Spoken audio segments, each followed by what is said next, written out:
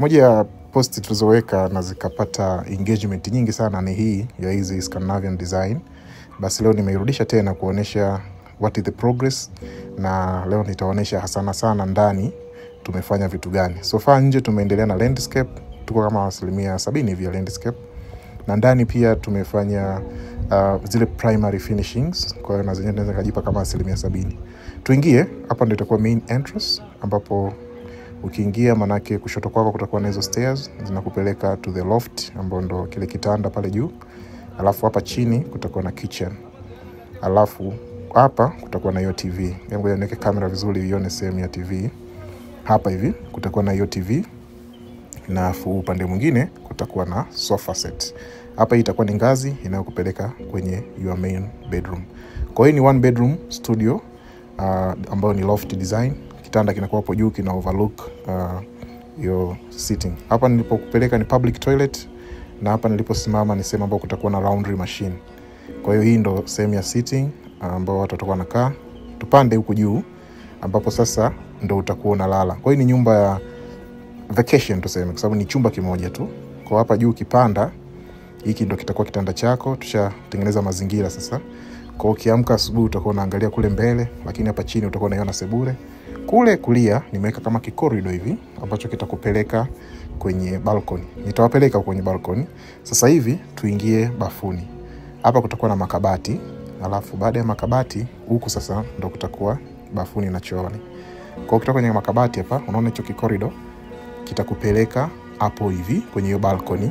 Ukisimama kwenye balcony utapata sasa hii amazing view ambayo tume design around it. So all of the design tume design around this marvelous beautiful view ya mlima, ambao hapa kuna milima miwili hapa. Kuna mlima Meru ambao uko nyuma ya huu mlima ambao mnauona. Alafu pia kukiwa na clear sky. In a clear sky pale utaona mlima Kilimanjaro.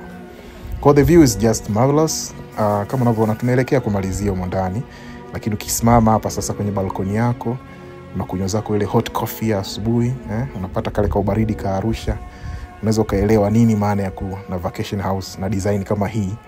Just tume design around the nature ambayo iliyopo. Kwa unaweza kuona hata tumetumia mbao kwenye ile sliding door yetu pale.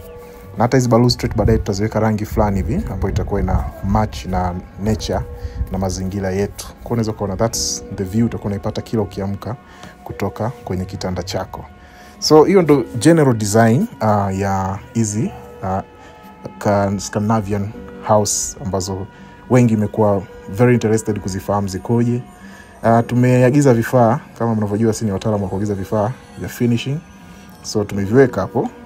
Next video nitawaonesha tukishafanya furnishing humo ndani jinsi gani sasa ile jengo litakuwa. Nimerudi tena hapo juu. Baada ya kuangalia ndani, basi hebu angalia general nje tumefikia wapi.